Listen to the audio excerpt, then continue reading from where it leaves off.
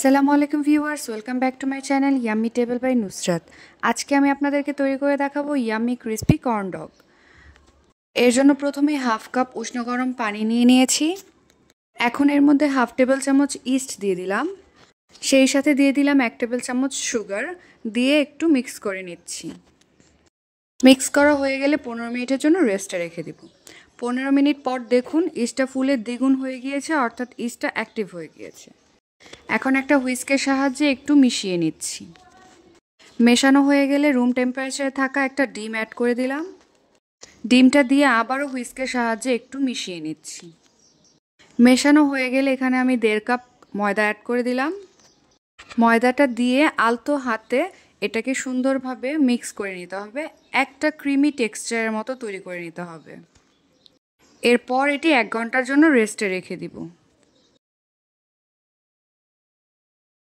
1 ঘন্টা পর ডোটাকে আবারও একটু মিশিয়ে নিচ্ছি।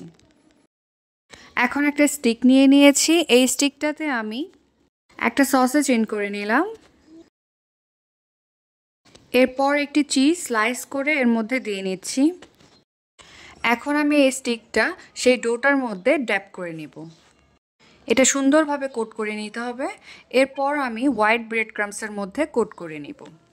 খুব ভালোভাবে কোট করে নিব চারদিকটা। এরপর আমি এটা তেলের মধ্যে ফ্রাই করব।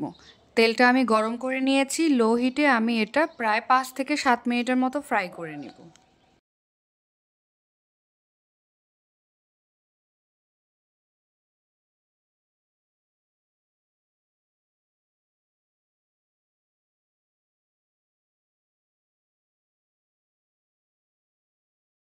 ফ্রাই করার পর আমি সার্ভ করে নিয়েছি। এটা খুবই ক্রিস্পি এবং খুবই সুস্বাদু। একবার হলেও ট্রাই করে দেখবেন। Thanks for watching. আল্লাহ হাফেজ।